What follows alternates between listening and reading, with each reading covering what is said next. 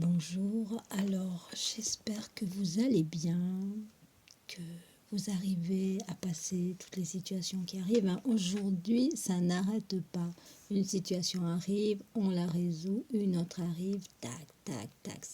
Ça n'arrête pas. On n'arrive pas à trouver un repos dans l'extérieur. Donc, ménagez-vous des petits temps de repos, de silence avec vous-même pour vous récupérer, pour affronter tout le karma qui arrive en ce moment. On ne sait pas le karma, on ne sait pas ce qui va nous arriver. Ça s'appelle la crainte de Dieu. On ne sait pas. On ne sait pas ce qu'on a fait dans les autres vies, et même dans cette vie, on ne se rappelle pas. Et puis on a été inconscient, on a fait des actes qui donnaient de la souffrance à tout le monde, à nous-mêmes. Donc j'espère et je vous souhaite que vous deveniez conscient et que vous ayez le courage et la force de supporter tout ce qui arrive. Et pour cela, il y a une clé pour traverser tout, c'est la foi. Mais la foi, c'est pas nous qui la décidons, elle nous est donnée. Et il y a la prière du cœur de Jésus, où lorsque l'on vit une situation douloureuse, l'on peut l'appeler, crier vers lui, et il répond. Et puis je vais vous partager donc des entretiens avec Amma où elle parle de cela, comment ça fonctionne dans le cœur, pas dans la tête, ni dans le cerveau, ni dans la rationalité. Ce monde invisible qui est de partout dans le visible, mais que l'on ne voit pas, sauf avec les yeux du cœur. Alors dans les évangiles, il est fait acte de cette prière du cœur. Je voulais vous les lire. Je vois rien. Voilà, alors c'est à Luc 18, verset 13. On va commencer verset 10. Deux hommes montaient au temple pour prier. L'un était pharisien et l'autre publicain. Le pharisien, debout, priait ainsi en lui-même: « Ô Dieu, je te rends grâce de ce que je ne suis pas comme le reste des hommes qui sont ravisseurs, injustes, adultères, ou même comme ce publicain. Je jeûne 2 fois la semaine, je donne la dîme de tous mes revenus. » Le publicain, se tenant à distance, n'osait même pas lever les yeux au ciel, mais il se frappait la poitrine en disant: « Ô Seigneur, ô Dieu, sois apaisé envers moi, secours-moi. » Moi qui suis un fauteur ou un inconscient, vous l'appelez comme vous voulez. Je vous le dis, celui-ci descendit dans sa maison justifié plutôt que l'autre, car quiconque s'élève sera abaissé, et celui qui s'abaisse sera élevé. Voilà, ceux qui sont capables de prier, ils s'abaissent, ils s'inclinent devant l'amour suprême, devant Dieu. Et je voulais vous lire la nature du Maître, la nature de Dieu, avec cette prière du cœur qui se trouve dans ce récit que je vais vous faire. La nature du Maître, du Seigneur, du Gourou. À 11h30, Amma était assise devant le temple. Presque tous les résidents étaient présents. Un des brahmacharis posa une question à propos des sadhaks. « Amma, nombreux sont les sadhaks sincères en ce monde, n'est-ce pas? Cependant, Dieu ne protège que peu d'entre eux de tels dangers, semble-t-il. » Amma répliqua: « Fils, premièrement, un sadhak sincère ignore le danger car il accepte tout comme étant la volonté de Dieu. À ses yeux, tout est prasad, tout est cadeau, cadeau de Dieu. Le mauvais comme le bon, le mot danger n'a pas de sens pour lui, il est toujours optimiste, jamais pessimiste. Deuxièmement, comment sais-tu que Dieu n'aide que peu d'entre eux? Ce jeune homme est le seul que tu aies vu. Un sadhak sincère trouve toujours un moyen de surmonter les situations difficiles de l'existence, car il se fie à la grâce divine. Dieu part alors à sa recherche pour l'aider et l'élever.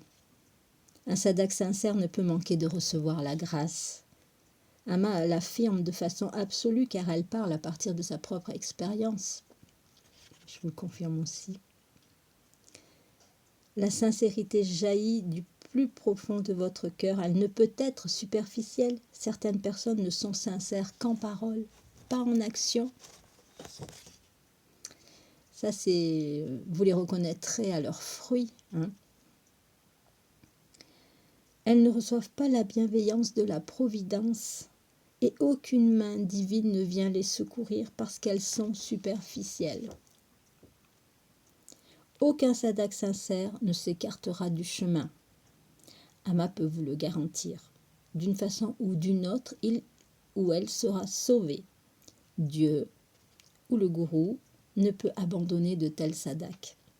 Comme une couvée de petits poussins est protégée par les ailes de la maman poule, les sadaks sincères seront toujours l'objet de la protection et de la grâce de Dieu. Où qu'ils soient, ils se trouveront toujours sous les ailes protectrices de l'être suprême. On a besoin d'entendre de telles paroles.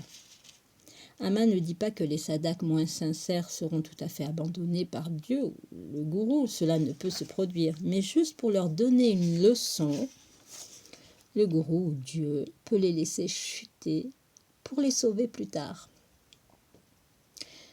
Voyez ce fils de Rishikesh. Il avait bien sûr des désirs, mais Amma sait combien de souffrances il endura afin de les surmonter.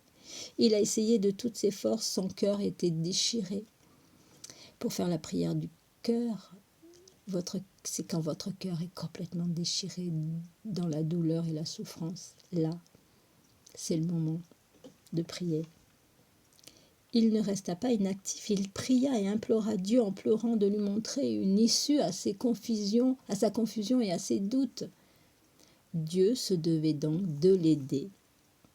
Dieu doit secourir un tel dévot, un vrai dévot, et c'est sa responsabilité.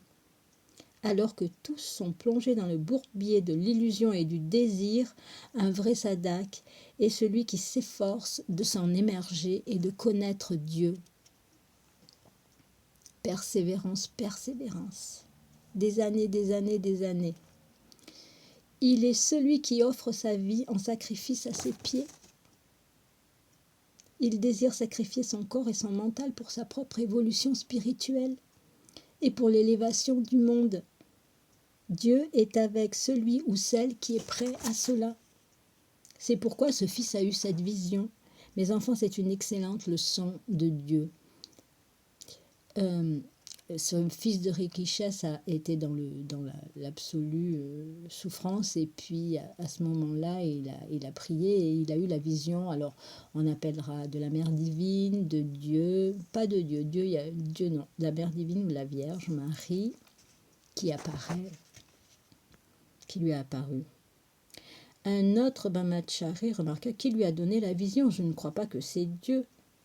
Ce fut le fruit de ses prières, dit Amma. Cette vision fut le résultat de sa foi innocente et de sa détermination et de son ardente aspiration. Au sujet de la nature du maître, du seigneur, du gourou, Amma ajouta: le gourou est pareil au soleil. Il se contente de briller car telle est sa nature immuable. Il brille, quiconque ouvre les portes de son cœur, qui reçoit sa lumière. Dieu est, tout simplement. Il ne pose pas de conditions et ne connaît pas de limites. Il donne sans condition. Et si la porte de votre cœur est fermée, il n'entrera pas. Il n'est pas agressif car il est amour. L'amour n'est pas agressif, l'amour est un flot constant et ininterrompu que personne ne peut arrêter. La compassion ressemble à un fleuve sans fin. Jamais elle ne blesse, blessée dans la nature des êtres humains. L'amour ne blesse jamais, mais nous blessons autrui parce que nous avons un ego. L'ego se réjouit du malheur d'autrui. L'ego est heureux de voir les autres se débattre et souffrir. Le Seigneur n'a pas d'ego, il n'est pas non plus sans ego, il est au-delà des deux. Le gourou n'est ni le ciel ni les nuages, il est au-delà, il est simplement. Vous pouvez voir votre souffrance comme votre joie se refléter chez le gourou. Alors il faut savoir qu'aujourd'hui, je veux répéter ça, je l'ai souvent dit, très très très rares sont les vrais maîtres. Il y en a très peu et vous pouvez savoir que tous ceux qui sont sur YouTube, qui se prennent pour des maîtres, c'est des charlatans. Ils se mentent à eux-mêmes et ils mentent aux autres. Il y a très rares les vrais maîtres qui sont que compassion. Et puis d'abord, ils ne vous demanderont pas votre carte bancaire. Alors, quant à lui, donc, le gourou, le maître, c'est pour ça qu'aujourd'hui, pour ne pas trop se tromper,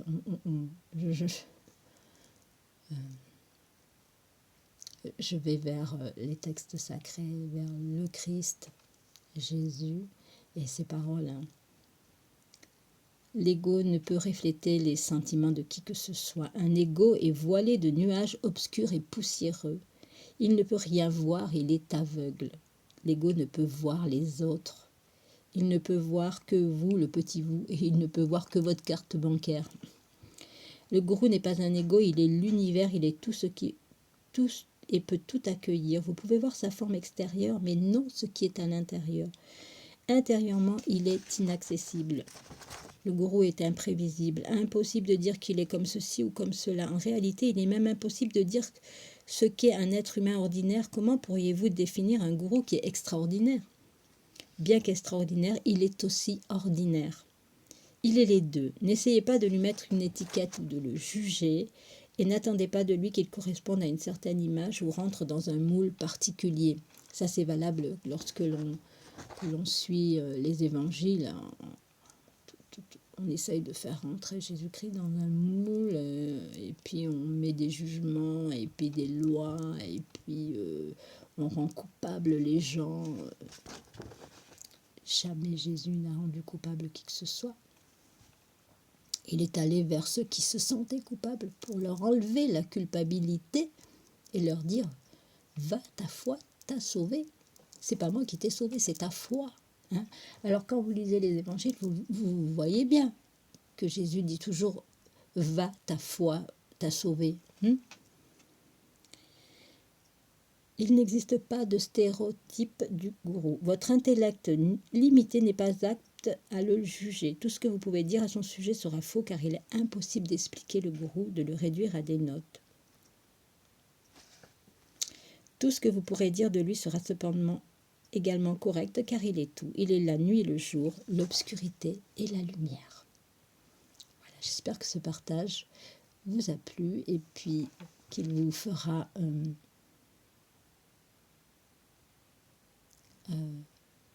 éclaircir, qu'il éclaircira un petit peu votre cœur pour qu'il puisse faire la prière du cœur. Seigneur, secours-moi. Quand votre cœur est brisé, une situation douloureuse arrive, faites la prière du cœur.